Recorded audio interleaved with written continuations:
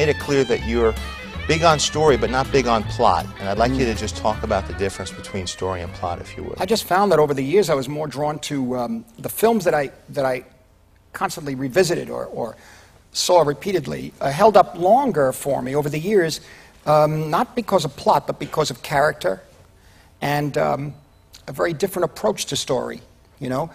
Just, for example, talk about Hitchcock. And we see his films in the 50s as they came out.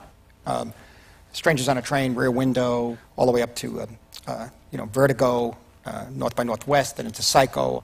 But I think over the years, the films of Hitchcock that I enjoy watching repeatedly, The Wrong Man, for example, as a picture that I've used repeatedly as an example of mood, paranoid style, beautiful New York location photography.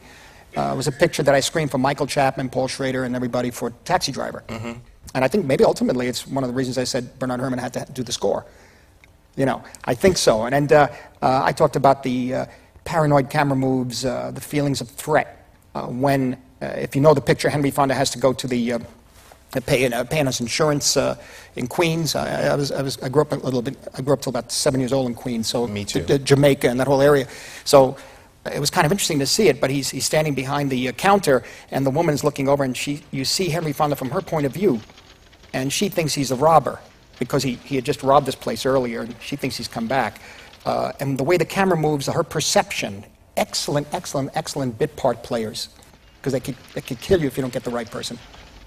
The fear, the anxiety, the paranoia, it's all done through the camera and the person's face. It's the same. I find that is more interesting to me. So when I saw Rebecca maybe 10 times, 14 times and everything, but at a certain point I said, for me, the style Hitchcock in that film is only in the sequence when Mrs. Danvers shows the Rebecca's room to Joan Fontaine. That's about it. For the rest of it, I know the plot and it's not interesting anymore.